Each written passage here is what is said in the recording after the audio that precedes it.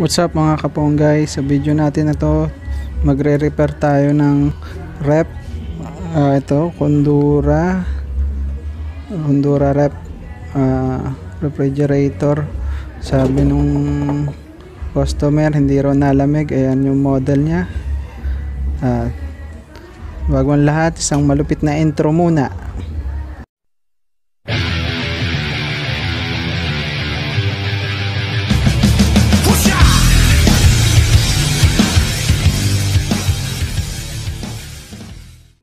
Yun mga kaponggoy, una mong gawin natin, puputulin natin to gamit tong tube cutter para lalagyan natin ng access valve para ma-check natin kung may preyon pa ba sa loob. At titingnan din natin pag pinutol natin to kung sisingaw ba siya, kung may preyon pa. Pag walang preyon to, ibig sabihin may leak to. Pero pag may preyon to, malamang may ibang problema. Yan, walang lumabas na preyon, ibig sabihin may leak to, may butas tong ating mga tubo. Kaya lalagyan na lang natin ng access valve para malagyan natin, ma-testing natin. Ito, lalagyan ko na siya ng access valve para malagyan natin ng pressure para malaman natin kung saan yung butas nung rep natin, kung saan tubo. Ito yung access valve, puputulin ko. Ito yung yan yung pito, tatanggalin muna natin. Dito yung nakalagay, yan, takip yan ito. Bago tong access valve na to tinatanggal tong pito kasi pag hininang mo matutuno kasi yung goma, kaya dapat tatanggalin mo muna yung pito sa loob. Ayan, ganyan yan. Yan, para matanggal mo siya sa yan. Ito, yun yung goma, yung kulay puti. Tapos puputulin ko to, nagamit ko na kasi ito sa iba. Ayan, naputol ko na. Ayan, ilalagay natin doon dito para makargahan natin ng pressure or kahit preyon. Sa akong ginagamit ko yung lumang compressor para malagyan ko ng pressure sa loob para tipid sa preyon kasi medyo mahal yung preyon. Ang bubusalsalin natin ng konti to gamit itong long nose kasi pag di mo binusalsal hindi mo maikakabit. Yan, ito yung long nose. Yan, gaganyanin mo lang siya para mabusalsal siya para mas lumaki to para ma-shoot mo dito. Ayan, katulad yan. Ayan, pasok na siya. Medyo malaki yung pagkakabusalsal ko kaya iipitin lang natin ng konti para hindi siya dumulas paloob. Yan, ganito lang, ipitin mo ng konti. Yan, pagkatapos nito hihinangin na natin siya. Ipitin ko pa konti para sure ball na hindi siya didiretso. Ito, yan, pagkatapos hihinangin natin to gamit ang map gas. Ito na yung map gas ko, naka-ready na siya. Susunod siguro gagawa na lang ako ng mga video kung paano gamitin itong mga tools, no? Kaya intayin nyo lang yung mga video na gagawin ko para sa mga paggamit ng mga tools na to ba. Flaring tools, map gas, cutting disc, paano paghinang. Gagawa tayo mga video na yan. Yan, ilipat lang natin tong camera at iinitan siya. Ayan, ito yung aking map gas. Yung sa akin yung may hose pero meron ako yung isang klase ng map gas. Ito kasi mas madali itong gamitin, itong torch na to, map gas na to, kasi pwede mo nakabaliko siya para maiiwas mo. Yan, ganyan lang yung paghinang. Ingat lang kayo sa mga kung saan tumatapat yung apoy nyo kasi baka masunog yung mga wire o kaya mga foam o kaya may iba kasing parts ng rep, mga plastic lang yan kaya ingat kayo sa pagtapat ng apoy nyo. Ito na ang pinakamagandang lagay ng apoy. Yan. Yan.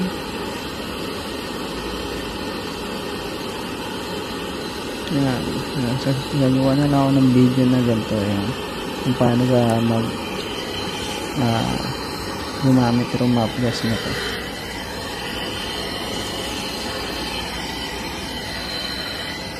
Naangguluhan ko pa kasi para sakto yung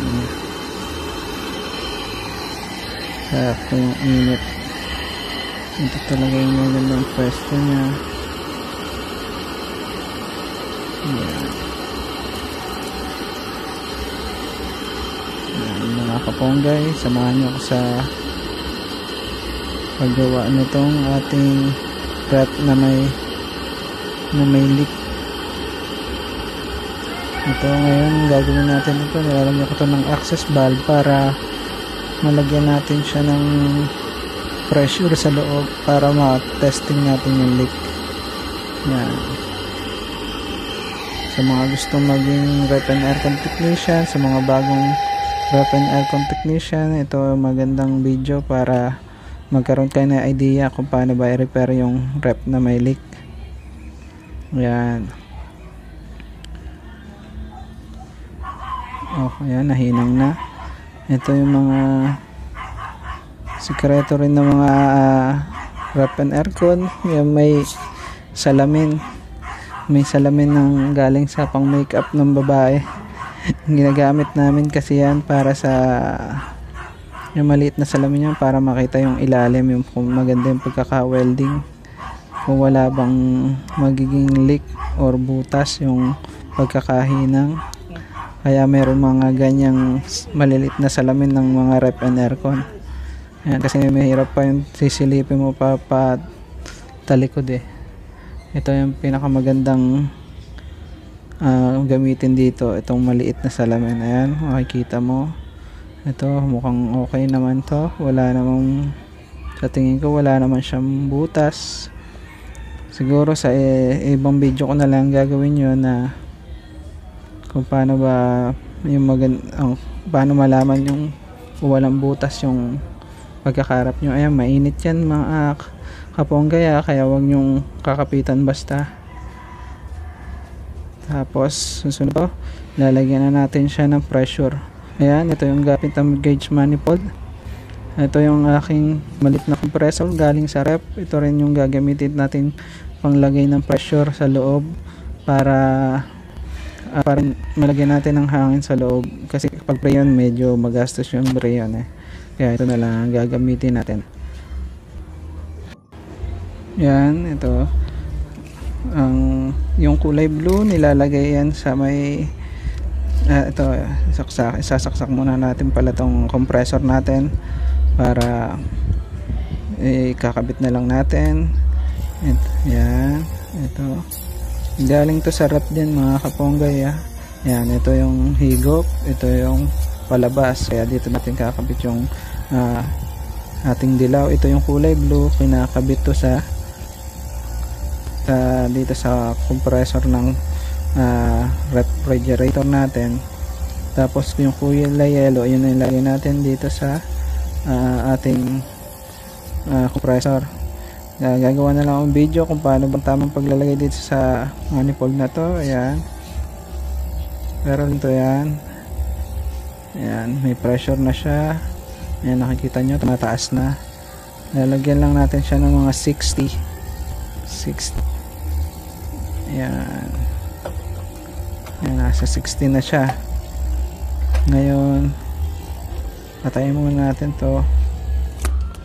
Pinatay ko na. Ayan, pupunta tayo dito kasi may narinig akong sumisingaw sa ating rep na dito sa loob. Titingin ko yung butas na cabinet leak siguro to. Titingnan natin kung bubuksan natin yung evaporator para malaman natin kung nasan yung leak. Yan, buksan natin to. Ito, yan, nandyan yun eh. Sa tingin ko nandito ang butas. Ayan, naririnig ko dito eh yung leak eh, kaya nandito yung leak nya. Iayos ko lang tong camera para makita natin. Bago ko pakita muna yung loob nun, ito bumaba yung pressure nya, naging 20. Kanina nasa 60 siya. Ibig sabihin na uubos yung pressure sa loob, yung hangin sa loob, kaya may leak siya doon sa taas na yan. Ito, ayan, bubuksan na natin yan, tatanggalin natin yung mga tornilyo. Ito yung tornilyo, bali may 6 tornilyo to. Yan, dito tanggalin natin yan. Tapos ito, yan, one hand lang tayo, mahirap magtanggal ng tornilyo ng isang kamay lang. Yan,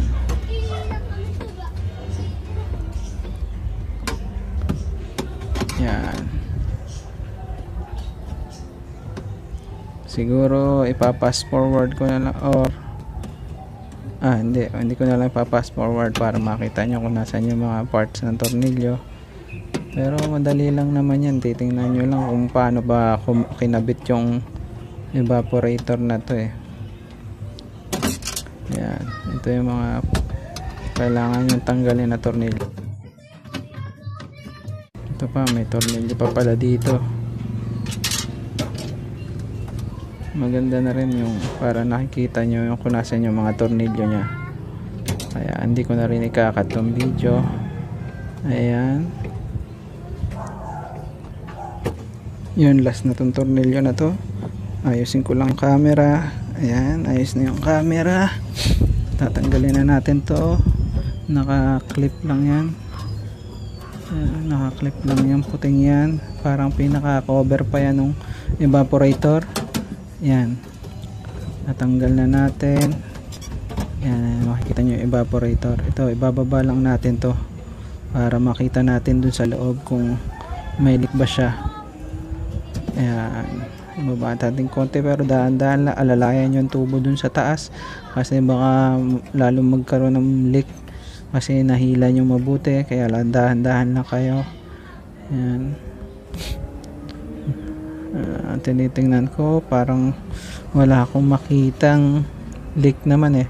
Kailangan natin dito mag leak test gamit ang sabon, tubig at foam para makita natin kung may leak. Yung lagyan uli natin ng pressure kasi naubos na yung hangin sa loob para makita natin yung leak. Ayan, ilalagyan na natin, gawin natin mga 60 or 40, pwede na siguro yan. Yan, tumataas na siya. Tapos pinatay ko na siya ang compressor natin. Tingnan natin yung loob gamit yung sabon na may tubig at foam. Isasalpakan lang natin at basain lang natin siya. Tingnan natin.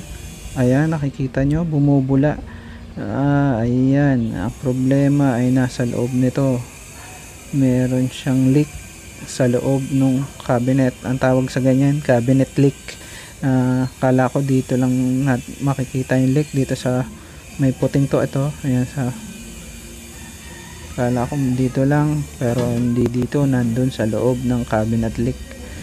Cabinet leak yung ating kailangan i-repair, kaya ang medyo iba ang gagawin natin dito. Hindi mo na kasi pwedeng baklasin yung likod ng cabinet, kasi pag binaklas mo yun, sira na yung rep nyo. Kaya ang gagawin dito, kailangan tulin mo tong tubo na to, tapos didudugtungan mo siya ng tubo. Kaya gagawa tayo ng part 2 na video.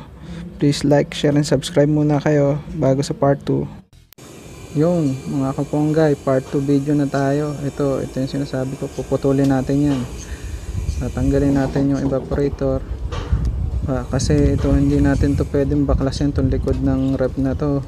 Ito, pag binaklas mo kasi ganyan, parang sinira mo na rin yan. Parang nakadikit kasi yan eh. Kaya hindi mo makikita yung loob. Saka ang loob niyan puro foam, hindi mo makikita yung tubo rin. Saka masis parang sinira mo na.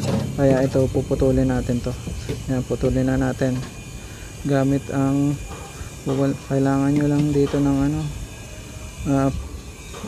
cutter plier.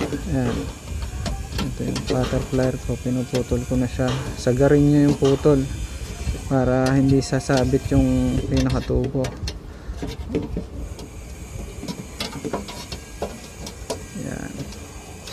medyo matigas siya. Maliit lang kasi yung cutter plier ko eh. So, ganyan siya. Dahan-dahanin dyan din para hindi magkalik dito sa mga tubo dito sa ingatan nyo rin yung pagpuputol nyo. Ayan, mapuputol ko na ito isa. Ayan, putol na yung maliit. Ito nang kaya. Ayan, may putol kasi ito kasi yung nasa loob na tubo hindi mo na marirepair yun, nasa loob yun. Kaya ang gagawin natin to, dudugtungan na lang natin to ng bagong tubo. Ayan, may upito, kaya gagawin natin putulin natin tong yupi para makabitanan natin ng tubo. Ang kailangan mo dito yung pinakamaliit na copper tube saka isang 1/4 na copper tube. Hindi ko alam ang tawag sa size ng maliit na copper tube Dito yung nilalagay dito sa putol mo. Dito yung nilalagay maliit na copper tube. Pero ipapasok mo dito sa loob ng tubo na to. Putulin muna natin tong tubo na to. Yan. Ito lang yung huwag niyong bibiglan yung pagputol ng copper tube kasi liliit yung butas. Dahan-dahan lang. Ito rin, putulin din natin. Yan guys, ito yung part 2 video nung isang video ko na yung yung Honduras rep may cabinet leak. Kung hindi nyo pa napapanood guys, tingnan nyo lang dyan sa aking mga videos, makikita nyo dyan. Mamaya nyo na panoorin, at saka pala please like and share, subscribe na rin kayo sa channel ko para gumawa pa ako ng mga maraming videos. Kung may katanungan po kayo, comment lang kayo sa akin para masagot natin yung mga katanungan nyo. Yan, putol na siya. Yan. Ngayon ito yung sinasabi ko na maliit na tubo, papasok natin yan sa loob. Checkin nyo din tong maliit na tubo kung tulo, dapat may butas siya. Ayan, katulad nito. Ayan, maliit na yung butas kasi nito eh. Ayan, nakikita nyo, ayan, dapat ganyan siya. Saka yung kabila niya ganun din. Pag hindi ganun, puputulin nyo katulad nito. Ayan, sa barad nakasara yung isa, kaya pinuputol ko gamit din ng cutter plier. Pero huwag nyong didiinan, konti lang, parang gagatlaan nyo lang yung para maputol. Tas dahan-dahanin nyo gaganyan. Yan, dahan-dahan lang para lumabas ng, para may butas pa rin siya. Kasi pag binigla nyo yan, parang wala siyang butas. Pag naputol nyo, ayan, ganyan, dapat may butas pa rin siya. Pero ang gagawin ko, ibubusalsalin ko pa rin yung butas niya para mas lalo siya lumaki. Ayan, ito yung kabila, nilalagyan, pinapalakihan ko rin yung butas. Ayan. Ayan, dahan-dahan lang yan, pero parang tingin ang lakas nyo, pero mahina lang yung pagkatas. Gaganyan ninyo pag meron na siyang gatla. Ito kasi luma na yung butas, kaya parang inulit ko para sure ball na ako na wala siyang bara. Kasi pag konting bara lang yan, magkakaproblema na eh. Yan, yan, meron na oh. Pero bubusal-salin ko pa rin yan. Meron ako ditong chani na pambubusal sa dyan. Pasensya na guys sa ating workshop hindi pa ayos eh. Gate lang namin to, terrace lang namin. Yan, nabusalsal ko na siya, ipapasok natin dito. Yan, pag pinasok mo dyan, kailangan pumasok siya sa loob. Dapat malaki yung ipapasok niya. Dito yan sa maliit na side guys ayan yung isa malaki, yung isa maliit. Dun sa maliit na ipapasok to. Ayan guys, bali ang ginagawa natin, dinalagyan natin ng bago na siyang tubo, isang maliit at isang malaki. Kasi yung tubong nando sa cabinet leak hindi natin magagamit kasi may leak nga siya at hindi natin pwedeng sirain yung likod, kasi pag tinanggal natin yun, sira na yun, mahirap na ikabit yun, ang pangit tingnan. Kaya ganitong ginagawa ng mga technician para kahit paano maganda pa rin yung ating rep kaysa buksan yung likod, kasi pag binuksan mo parang sinira mo na talaga yun. Yan, papasok mo mauigib, siguro mga mga isang dangkal ang may pasok mo dito na tubo, yung maliit na tubo. Ayan, napasok ko na siya, malaki na yung napasok mo, isang dangkal na. Susunod na dyan ating ilalagay dyan yung itong 1/4 na tube. Ayan, dito natin lalagay. Hindi nakikita sa camera, pero ayan, ilalagay ko. Mamaya ayos natin yung camera. Inaayos ko lang tong tubo. Kailangan natin busalsalin para magandang pagkakapit, kasi hindi mo pwedeng ipagdidik mo. Hindi pwede yun, kasi pag magkadikit lang parang babara yun sa loob, kaya dapat parang nakapasok siya. Yan, bubusalsalin mo siya.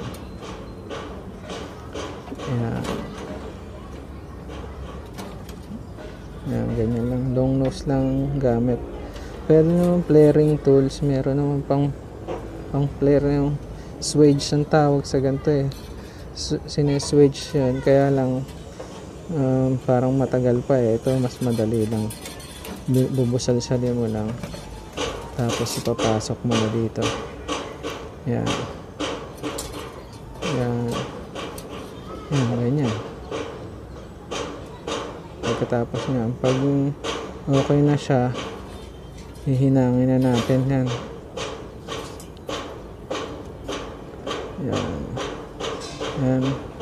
Yan guys, samahan nyo ako sa paggawa ng video na to. Ito yung part 2 ng kung paano ba i-repair yung rep na may cabinet leak sa loob. Yan, okay na.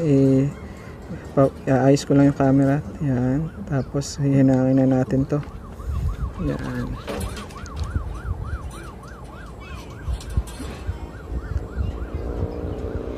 Yan guys, ilayo nyo lang dito sa may evaporator yung hinang, kasi para hindi matunaw yung ating pintura ng evaporator natin. Yan, hinangin lang natin to magkabila. Tapos pagkatapos nito ipapasok na natin to sa konting ayos lang, tapos ipapasok na natin sa loob ng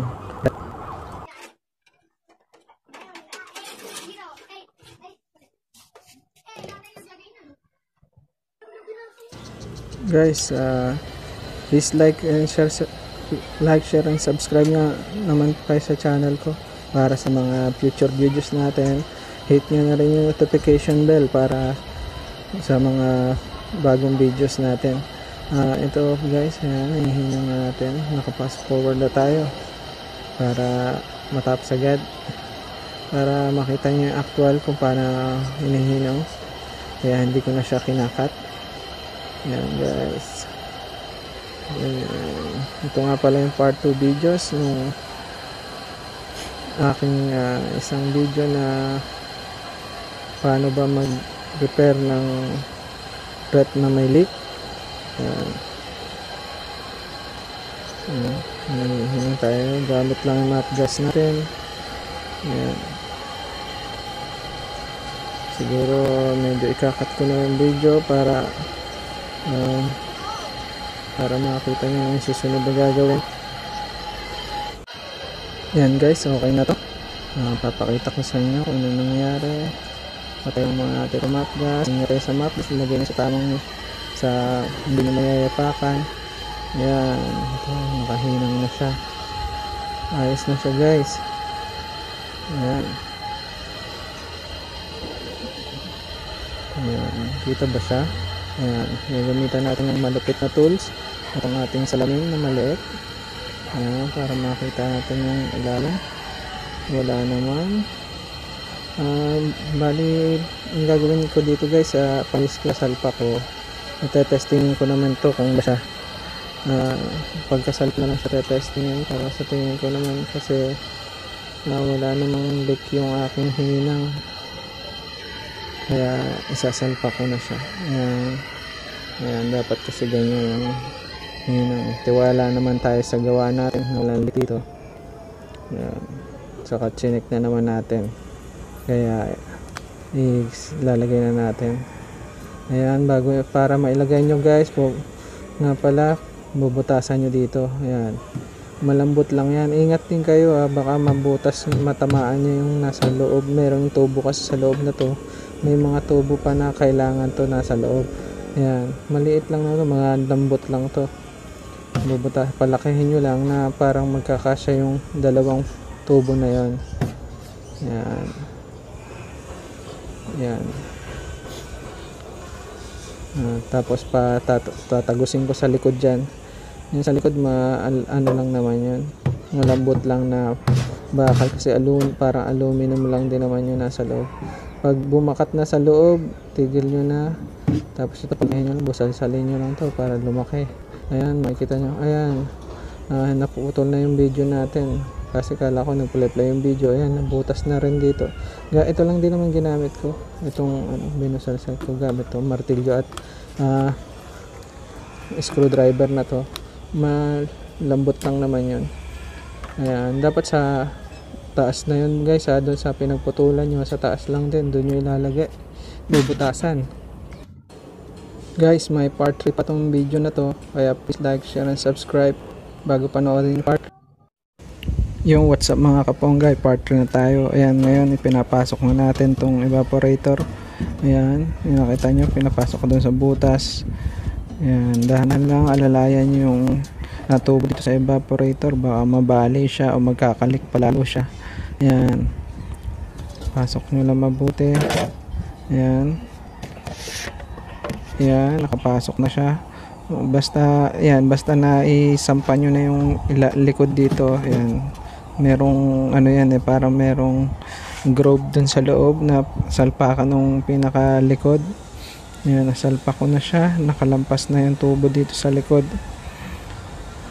Aayusin nyo na lang itong mga tubo dito sa likod saka dito sa taas. Ayan, tinetesting ko kung ayos ba siya pag nasalpak na. Ayan, mukhang okay naman, wala naman ako nakikita problema dito sa likod. I-bend ko na dito sa likod para ayos na. Yan, at ito okay naman siya. Ayan, ibababa ko pa rin para makita natin kung okay. Ayan. Ayan, nilabas ko kasi kailangan palang lagyan ng dito, lalagyan ko ng electrical tape para hindi masugatan doon sa may pag binali ko yung tubo, para hindi masugatan kasi ibebend ko siya saka doon dito sa plastic nito para hindi na magkalik. Countermeasure na rin yun, kaya nilalagyan ko na electrical tape. Yan, meron na siya electrical tape. Papasok na uli natin. Yan.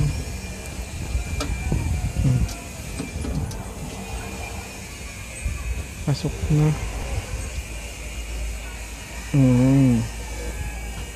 Okay na siya.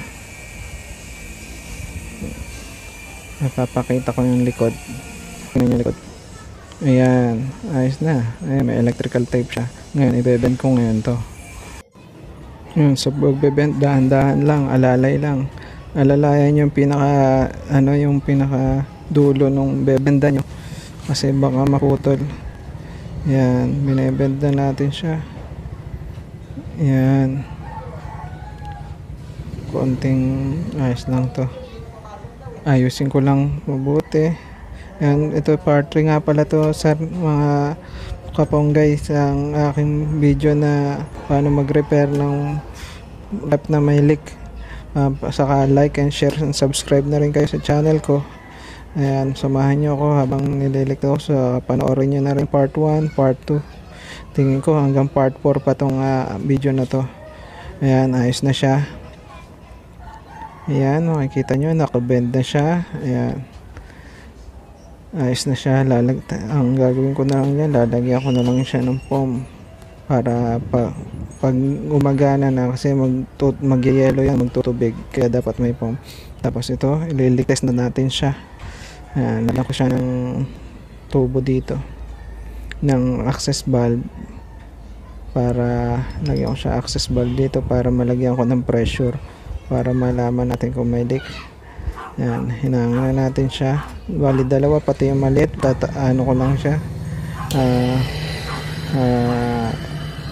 lalagyan ko rin ng bara sa dulo para magkaroon ng, mapasukan ko ng leak na hindi, ng hangin, ng pressure, para hindi lumabas yung, para makita natin kung maglilik ba yung sa mga hinihinang natin, saka dun sa binend natin, para sure ball tayo na walang problema. Kasi pag di natin check at may leak, sayang lang yung uulit tayo, hindi rin lalamig siya, pero saglit lang, saglit lang, babalik lang naman yung problema na hindi na lalamig kasi nauubos yung preyon. Ayan, ito, hinihinang na natin siya.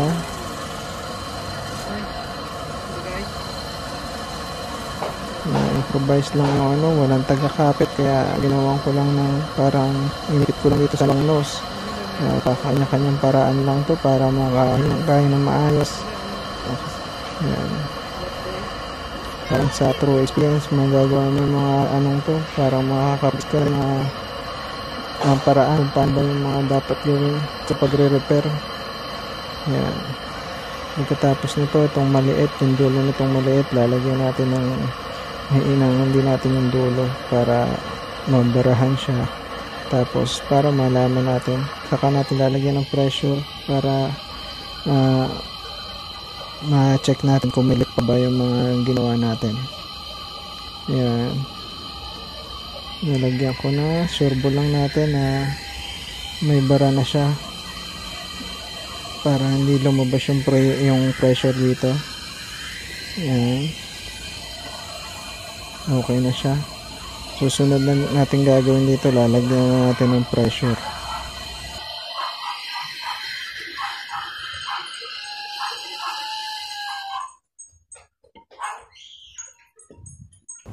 Bago natin lagyan ng pressure, double check muna natin yung hininang natin kung okay ba siya. Yan, okay naman, titingin ko wala, pati ito yung mali, ito nilagyan ko siya ng hininang ko din yung dulo. Yan, lalagyan natin ng pressure para ma-check natin kung may preyon ba sa loob, kung may leak pa ba sa loob. Yan, yung asul ilalagay natin dito sa access valve. Yan, siguro sa susunod na video na lang nyo malalaman nyo din kung paano gumamit tong manifold na to. Tapos ito, dilaw dito. Yan, saka natin, tingnan natin. Hindi kita sa camera, ayusin natin. Ayan, meron na siyang pressure, nasa 60 plus. Papatayin ko na itong compressor. Ayan, higpitan natin ng konti para malaman natin. Tapos leak test na tayo gamit ang sabon, tubig, saka foam. Ayan, pag bumula yan, may leak yan. Ayan, ayan, parang sa gasol lang din to pag leak test. Ayan, tingnan nyo lang mabuti kasi meron dyan gasinuli na butas, parang manliit nung bumubula. Titingnan nyo yun. Ayan, ito sa binend natin, saka ito sa lahat na tubo na to, tingnan natin kung may butas. Mukhang wala naman siya kasi luma na rin kung ginamit kong tubo. Tingnan natin dito sa loob kung meron leak sa hininang natin. At dun sa pinasok natin, nagasgasan siya. Tingnan natin kung may leak siya. Yan, nilalagyan ko na sa taas, sa tubo. Ayan, hindi makita sa camera. Ayan, mukhang wala na. Okay na to. Walang fresh, wala namang lumalabas. Walang bumubulang dito, hindi katulad nung una. Ayan, wala nang pressure, walang leak. Tapos ang gagawin naman natin dito, pag na-check nyo lang ganyan at wala namang lumalabas, babantayan nyo lang yung gauge manifold. Siguro maglaan kayo ng mga 15 to 30 minutes. Tingnan nyo kung magbabago ba yung gauge manifold. Kaya tatandaan nyo, dapat marunong kayo magbasa ng gauge manifold kung saan nakatutok yung pointer nya. Ayan, tinatesting ko rin siya kung okay ba siya. Pag nilagay, kung okay naman, saka ayun, wala naman nakikita, walang leak. Tingnan natin. Ayan, basahin natin. Ayan, nasa 63. Siguro, ayan, iintay lang tayo ng mga ilang oras. Tingnan natin kung bababa siya. Pag bumaba, ibig sabihin may leak. Pero pag hindi bumaba, walang leak yun. Ayan.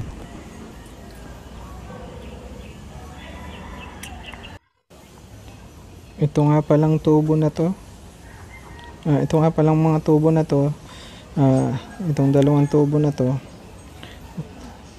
Dito na ilalagay yan. Itong malaki, dito. Puputulin natin yan. Tapos yung isa, wala nang gamit yun. Itong maliit dito, isasalpak dito sa filter dryer. Ito, wala na yan. Saka ito, wala na, hindi na magagamitin yan. Ito na lang ang gagamitin ng tubo. Ayan.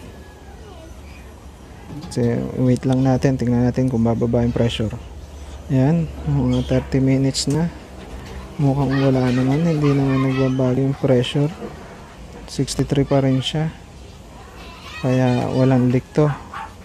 Kaya pwede na natin tong isalpak. Bagong natin isalpak yan. Ayan, 63 pa rin siya. Flashing na rin natin yung ating evaporator para hindi na tayo mag-flashing pa mamaya. Gamit din natin yung pang-flashing kong ginagamit. Ito rin aking compressor na galing sa rep. Ayan, puputulin lang natin to. Gagawan uli natin tingnan natin kung sisingaw. Pag sumingaw, ibig sabihin walang leak, lalo kasi nakapag-ipon siya ng tubig, ng hangin. Ayan, meron siyang hangin. Wala nang leak siya. Ayan. Tapos busalsalin natin. Ito yung pambusalsal ko na sinasabi. Ito yung aking channel na matulis yung dulo. Pambusalsal ko dito sa maliit na tube na ganito. Ayan, para lumakilala yung butas. Tapos itong malaki, puputulin na natin to. Iaayos na natin sila. Pero bago yan, i-flashing muna natin para maging okay. Ayan, pina-flashing natin. Pero yung pressure alalayan nyo, dapat nasa 60 lang siya. Or huwag nyo tataasan ng malaki kasi baka pumutok yung mga tubo. Kasi mahina lang ang pressure ang kaya nitong mga rep. Ayan. Ayan. Okay na yan, flashing na yan. Tapos ayusin na natin tong 1/4 na to, ilalagay na natin. Sasakto na siya dito. Puputulin na rin natin siya. Yan, i-bend natin. Dahan-dahan sa pag-bend.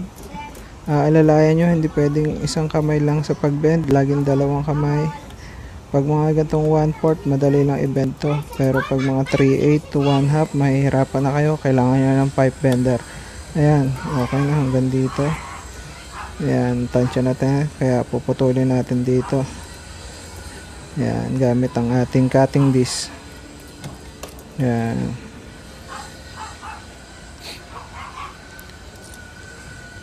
Ayan. Puputulin. Tapos pagputol na siya, gagawin natin, iaano natin siya. ibubusal-salin uli natin para nakapit na rin siya. Yan. Ito nga pala yung part 3 videos natin. Samahan nyo ako mga kaponggay. Ito yung part 3 videos ng video ko na paano bang nag-repair ng rep na may leak. Ayan.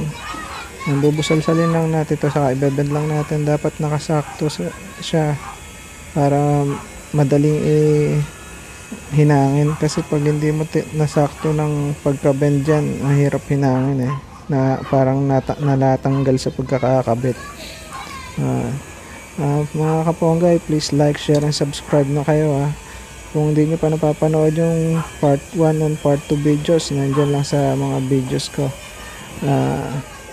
para masubaybayan nyo tong aking ginagawa. Yan, bubusal-salin natin. Dito ko bubusal-salin kasi pahigop to, para mas maganda yung paghigop niya. Wala nang tatama pang mga nakabarang tubo. Yan, ito ang bubusal-salin ko.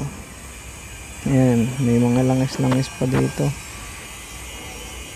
May langis ng compressor kasi nagka-problema nga, kasi nawalan ng preyon, kaya parang langis na lang yung naipadalo niya. Yan, ganyan. Yan, gano'n. Natatanggal siya, kaya dapat i-bend mo konti. Yung saktong-sakto para hindi siya matanggal, para madaling hinang. Ayan, okay na siya. Ganyan na magiging niya. Yung isa, wala nang silbi yun. Yung dati kasi pinutol na natin yun. Hindi na yun gagamitin. Yan, bago naman, ito naman yung dito ilalagay ito. Ang gagawin natin to, papalitan natin filter dryer.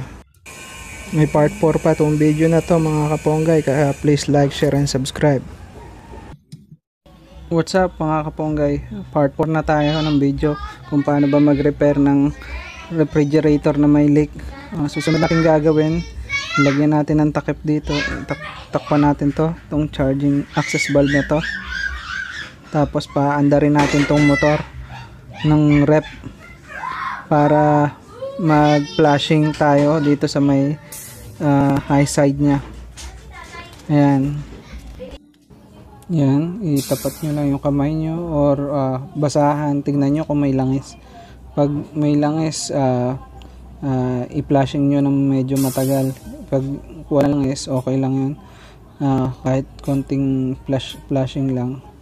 Kasi wala namang langis na napasama sa condenser.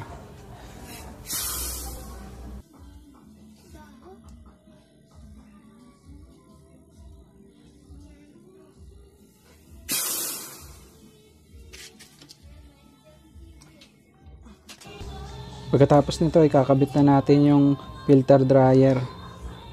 Ayan, naputol yung video. Nakabit ko na yung filter dryer dito, yung maliit na pipe na to. Ito naman yung ikakabit ko, yung taas. Ihinangin natin siya. Yung isa hinihinang ko rin. Medyo madali lang naman yun sa baba. Naputol lang kasi gawa nung nagloko yung cellphone ko Sige, sisimulan na natin to.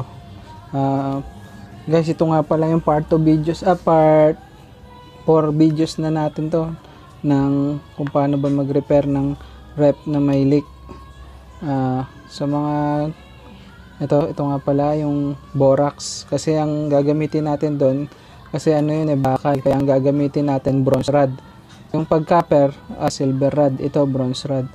Pag bronze rod ang ilalagay mo, kailangan may borax ka. I-apply mo muna yung borax bago mo tunawin yung bronze rod. Hindi siya didikit pag walang magbula siyang borax. Yan, initin lang muna natin. Yan, initin mo lang tong bronze rod, yung dulo ng bronze rod, para dumikit yung borax. Yan, saka mo sausaw, saka may apply dito sa bakal, kasi bakal to tanso to kaya kailangan may borax ka, kaya saka bronze rod ang kailangan mong gamitin. Yan.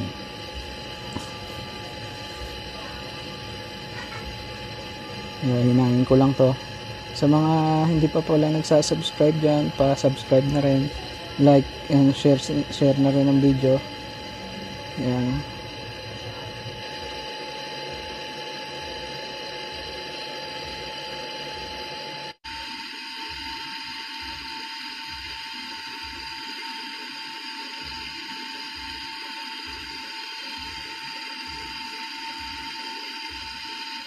Yun, okay na to. Kailangan dapat mainit na yung tubo bago nyo i-apply yung bronze rod. Yan, okay na siya. Checkin na lang to gamit ating mahiwagang maliit na salamin.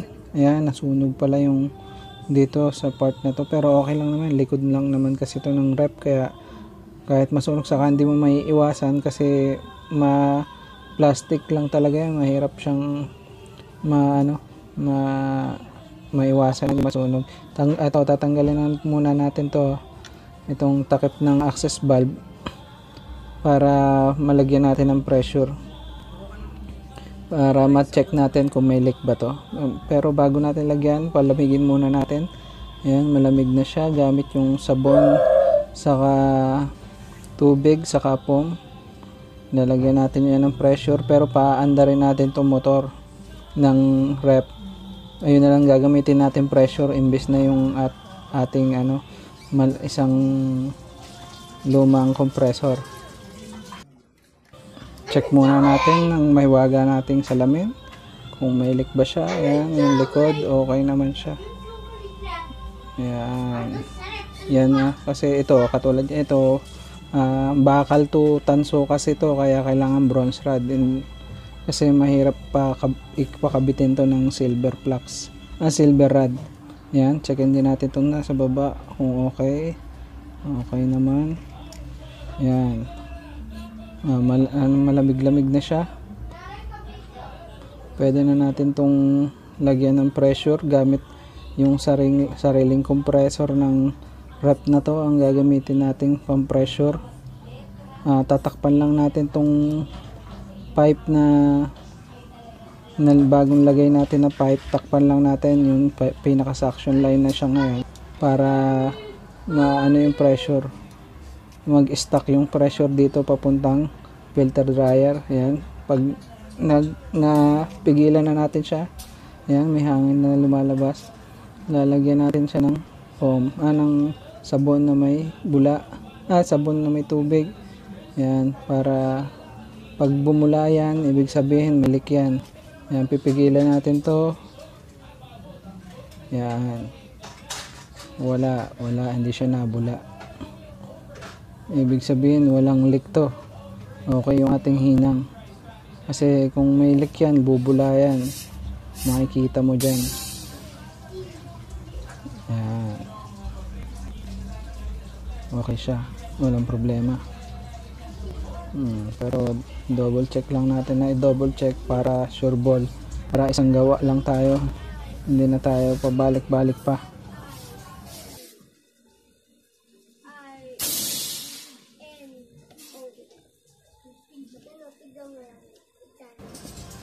Tapos i-flashing na rin natin, sabay-sabay na to, flashing pati leak test sa part na hininang natin dito sa filter dryer.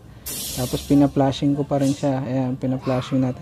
Bali, na-flashing na nito yung condenser at evaporator. Sabay na sila. Yung kaninang flashing natin dito sa parte na to na may nilalagyan ko ng bula, condenser lang yung na-flashing natin. Ngayon, ang naka-flashing na natin, condenser at evaporator.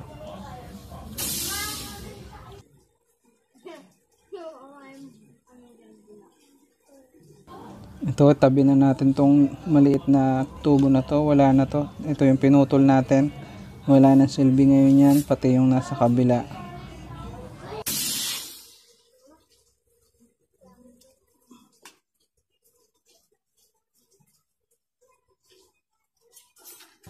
Ngayon, kakabit naman natin tong suction line, tapos ihinangin na rin natin.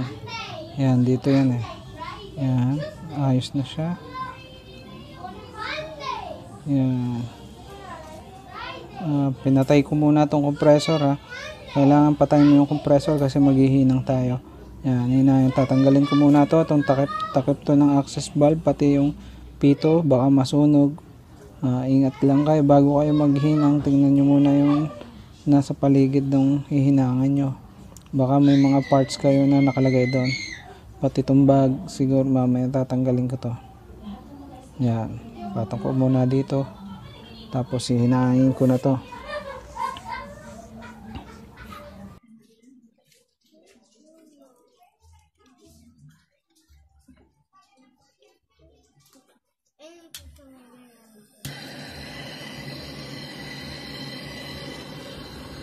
Bali copper to kaya silver rod yung gagamitin ko dito kahit wala na tayong flux na may silver flux naman ako pero hindi naman kailangan ng gamitan ng silver flux pag ganito copper to copper.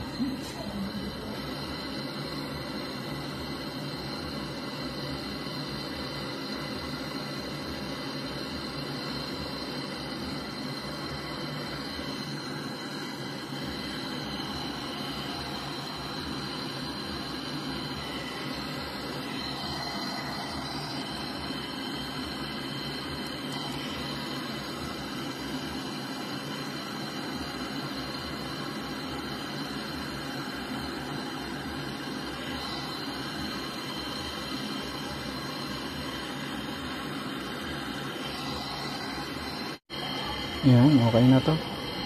Konting hinang na lang. Okay na yan. Gagamitan natin ng mahiwagang maliit na salamin para makita kung mayroon ba siyang leak. Mukhang kailangan nating mag part 5 ng video kasi 10 minutes na to. Panoorin nyo na ng part 5. Please like, share, and subscribe. What's up mga kaponggay, part 5 na tayo, last part na to. Ito na yung pinaling gagawin natin. Ito yung pito ng access valve, ilalagay natin siya kasi magkakarga na tayo ng preyon, magli-leak test, magba-vacuum. Ayan mga gagawin natin sa part na to. Tapos bali ang una, leak test, vacuum, charging ng preyon, then testing. Yan, nalagyan natin ito po. Bali sa mga hindi pa nakapanood ng part 1 to part 4, nandiyan lang video ko, panoorin nyo lang para masundan nyo mga ginawa natin dito sa rep na may leak sa loob. Yan, lagyan natin ng gauge manifold. Bali maglalagay na tayo ng pressure para mag leak test. Yan, pressure ball nyo lang na walang tubig tong gauge manifold nyo. Yan, ilagay natin dito sa access valve. Yan, tapos lalagyan natin to ng pressure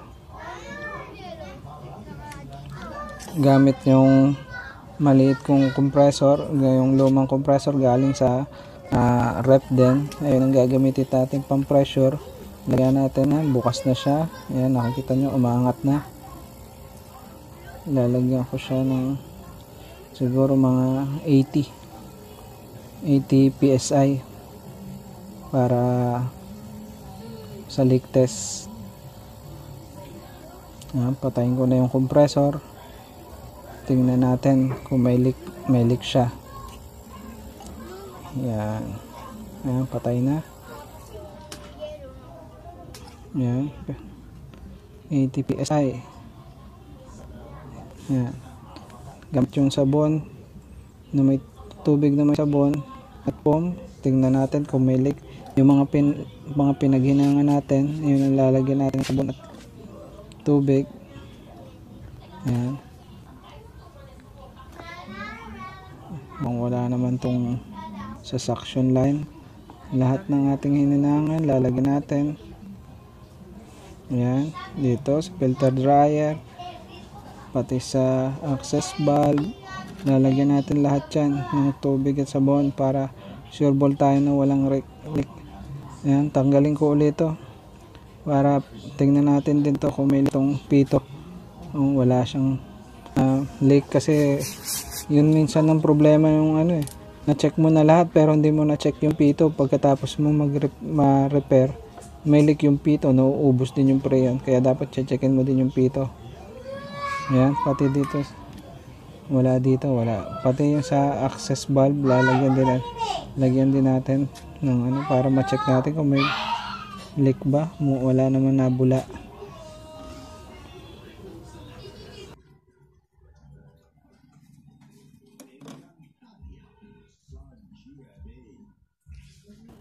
Tapos checkin din natin yung evaporator natin.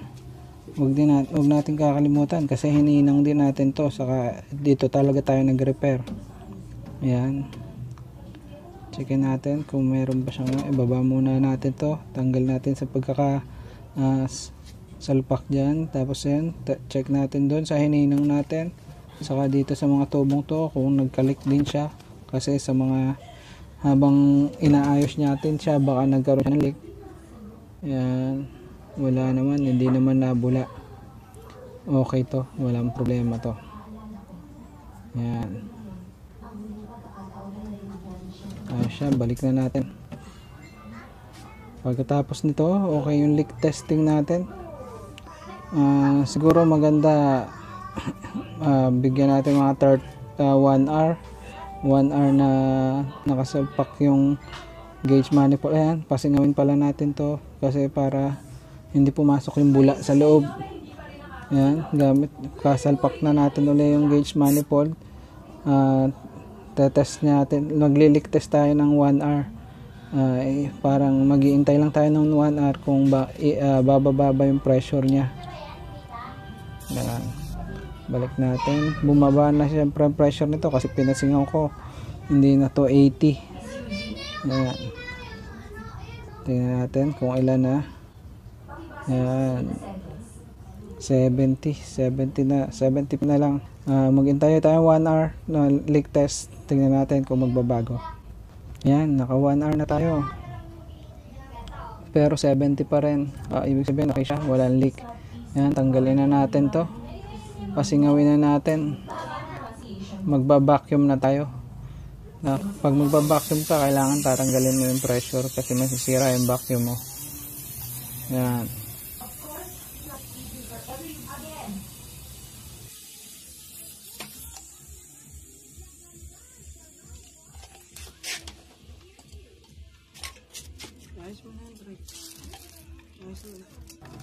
ito yung vacuum pump natin.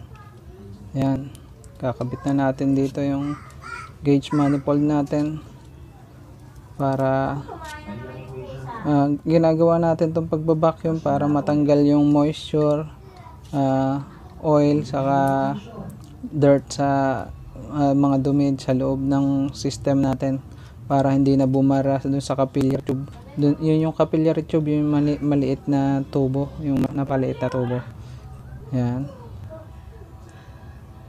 Tapos buksan natin yung vacuum natin. Makikita mo hihigop yan.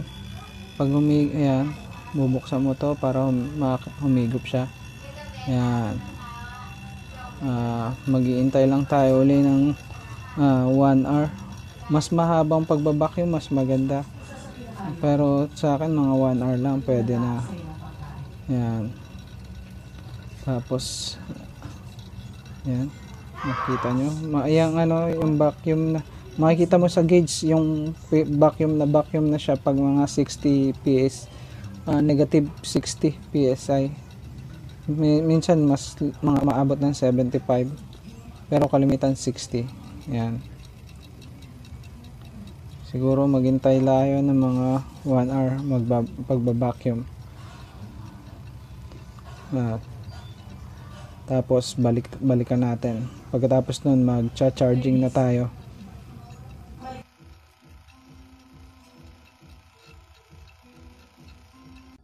Habang nag-iintay pala, ikabit muna natin to, yung cover ng ating evaporator para hindi sayang yung oras natin habang nagba-vacuum siya.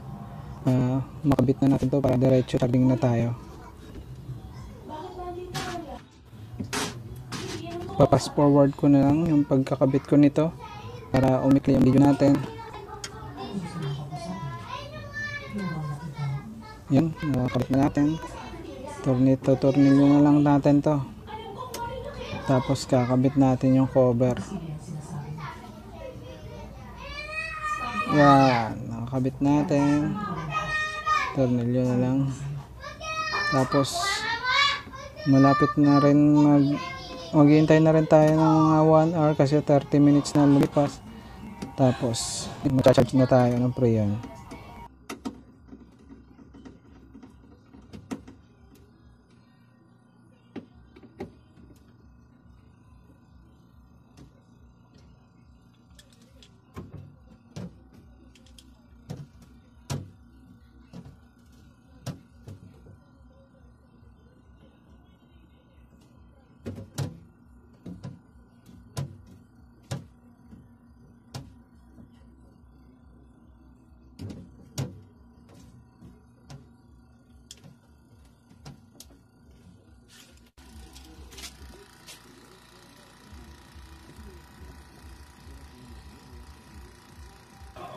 Yun, patay na natin tong manifold.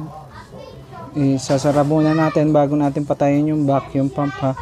Kasi pag hindi mo pinatay itong sa suction line, sayang yung pagbabacuum mo, kaya papatay mo muna siya bago mo patayin yung vacuum pump. Tapos okay, patay na. Dapat hindi gagalaw yon yung pressure. Pag gumalaw yon, ibig sabihin may leak pa. Hindi naman gumalaw, kaya lalagay mo na yung Freon. Ito yung Freon. Ikakabit na natin siya. Tapos basta-basta, ayan, 1348. Dapat checkin nyo kung 1348. Ito 1348 din yung compressor, kaya 1348 Freon. Tapos bago mo bubuksan mo yung Freon tank,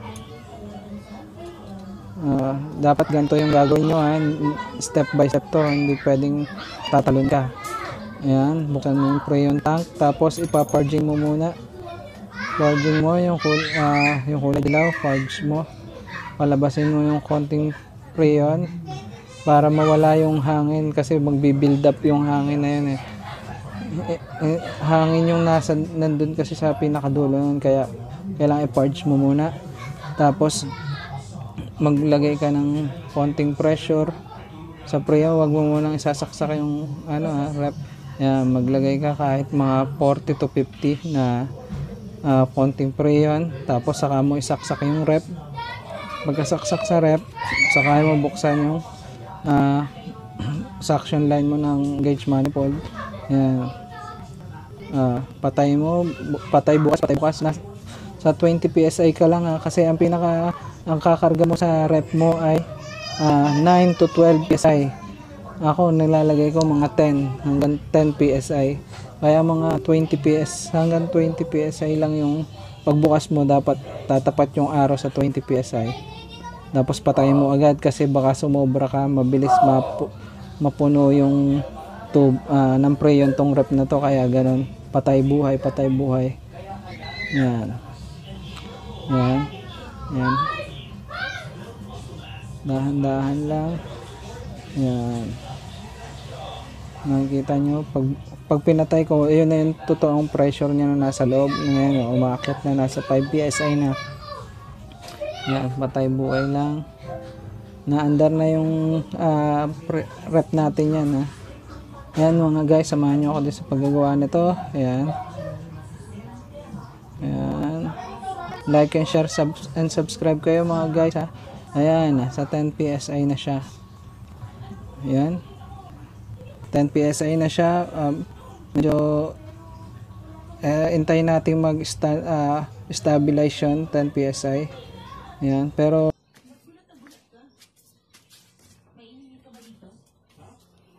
check natin to, makikita nyo. Ayan, may ice build up na siya. Ayan o, yung tornilyo may ice build up na. Ibig sabihin okay siya. Ito wala pa. Siguro mga 1 hour magiging okay na siya. Nilagyan ko siya ng baso na may tubig para makita natin kung lalamig ba siya. Ayan. Pero okay naman siya, may ice build up, kaya tatanggalin ko na rin itong gauge manifold. Ayan. Tapos sasaraduhan ko. Yan. Pag nasaraduhan ko na, lalagyan ko, tatestingin ko ulit, baka may leak ulit dito sa access valve na to. Lagyan natin ng konting sabon. Yan. Okay na. Wala siyang leak. So, tapos hintayin na to sa siguro 1 hour to 2 hours. Babalikan ko to. Pero okay na to. Balikan ko siya after 2 hours. Saka natin malalaman kung okay na siya. Pero ayan, okay naman. Nag-yellow naman. Kaya tinanggal ko na yung gauge manifold. Yan, 1 hour, 2 hours. 2 hours na tong ano, bukas. Ayan, kita nyo naman po, yellow na yung mga tabi niya. Okay yung ating ginawa. Tapos itong baso, okay na siya. Sana may natutunan sa video na to. Please like and share and subscribe. Panoorin nyo yung part 1 to part 4 itong video na to para matutunan nyo. Ayan nga pala, yung likod nila po ng insulation, rubber insulation. Ganito na lang. Peace out.